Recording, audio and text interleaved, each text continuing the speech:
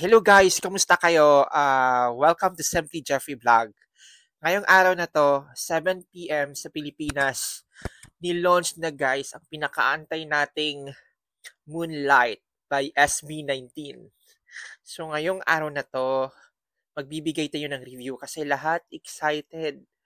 Alam mo guys, lahat inaabangan ko from Facebook to YouTube to TikTok, lahat ng platforms dahil nga nakaka-excite yung video na to na kumbaga guys, this is a collaboration of international artists, okay?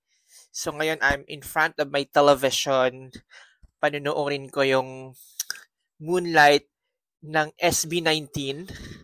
Okay, so this is actually a collaboration of Ian Asher and Terry Zong. So guys, I'm playing now the video. Okay, makikita nyo to sa screen actually. Dito sa baba. Ipopost kayo later on.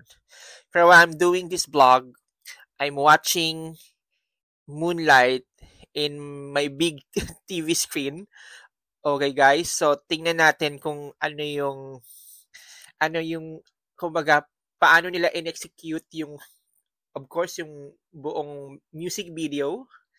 Nabibitin tayo dun sa song na kumbaga yung mga dance routine nila na prior dun sa launching. Kumbaga may pinapauso silang dance na medyo para sa akin bago and kind of weird pero nakakatuwa, di ba? It's something na yung SB19 is actually breaking through of all this genre and style and trying different music dance moves na hindi pa nagagawa ng iba. They're literally doing outside the box. So yun yung gusto ko makita today and I'm so excited now. Let's play the video and I can't wait. Ayan guys. Oh, ayan. Ang gagwapo. Tapos, ang linis. It's in the moments when your face oh my God. Si Pablo, di ba? Tingnan mo si Leader, si Stel. Oh my God. Lalo na, ang gagwapo, ang lilinis. Oh my God. Gwapo ni Ken! Grabe! Alam mo yung mga background sila rito. Grabe guys. Hinaan natin yung song.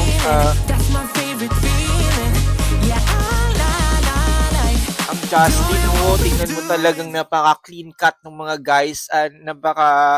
Alam mo yung napaka-linis tingnan. Ang ganda ng background ng video. Akalain mo guys, I'm before the video, akalain ko talagang yung parang futuristic. And then realize na nasa pala sila, malaking pool. And if you notice, tingnan mo parang, di ba, napaka-aesthetic ng video. Okay, tapos may mga may mga parang synchronization dun sa nila, sa kanilang routine, dance routine. Napakahirap yun guys ha. Alam mo kailan mo mag-synchronize. Lalo na kasama nila yung mga backup dancer nila. Oh, ayan. Ang gwapo ni Ken, sobra. Ni Justin, Diyos me. Ang ni Justin ito, napaka-slick.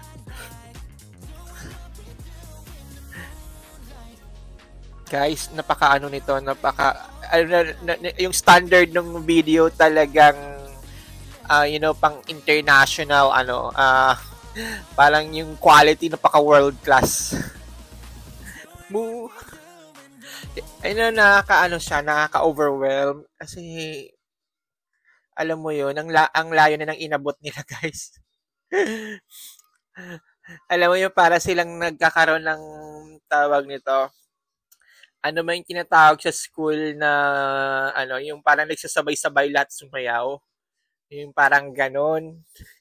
So, ang dami-dami na tapos nagsisynchronize. Ang ganda tingnan, ang linis, ang hababango, parang naka-Johnson baby powder. And guys, nasa ano pala sila? Nasa swimming pool, alam mo yon. Tapos may lumitaw na, alam mo, parang buwan, something the aesthetic is really, really captivating.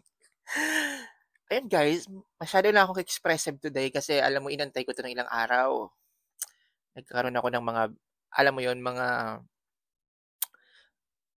tawag nito, yung pinag-aabang ko talaga. Siyempre, nag-expect ako talaga ng mataas yung expectation dito sa video.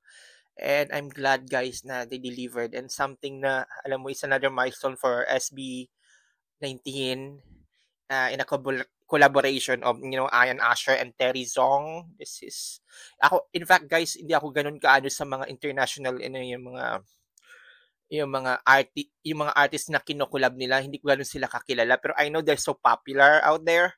Pero this actually this now na nag, alam mo yun, nag-collab sila, something na hindi pala basta-basta tong mga to, and it's they're making their names internationally, particularly yung recent lang na si Terry Zong sa China, ano ba yun, parang big concert.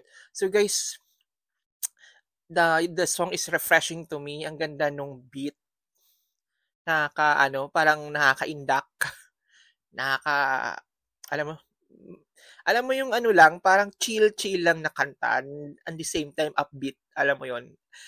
Hindi mo siya mapagkumpara sa Ginto. Ginto is a different genre, iba rin yung atake doon. This one is also something else and new for SB19. I'm so happy about it, and yeah, I think yung lahat ng fans ngayon here in UAE and abroad, definitely nag-aabang. Hindi lang ako, marami tayo, and we're so excited, and we're supporting all the way the boys. They deserve it, and sana mas ma-recognize pa sila internationally, lalawak pa yung nila reach when it comes to their talent. And I want guys to, I want their talents to be shared to the world. I want them to become like popular as many, K-pop that we know already, that they already reaching the milestone of having a huge concert outside, their country, Korea. So I hope it will happen, the same to SB19. And I'm so excited about that. I'm looking forward na yung P-pop talaga sumikat, hindi lang sa Pilipinas, kundi sa buong mundo.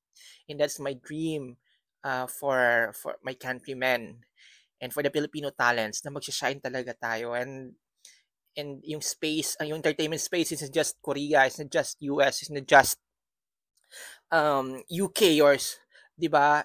The talent is, I mean, the talent of Filipinos should be, on that level, I can say. I mean, we should be proud of putting them in in an international scene.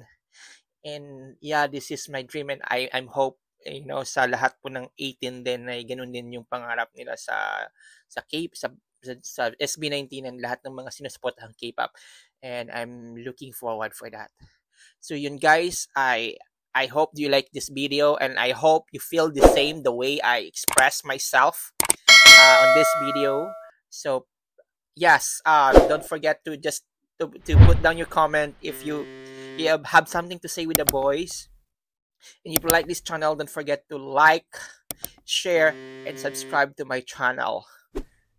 Okay, thank you so much guys, and God bless. Follow Simply Jeffrey Vlog. Bye!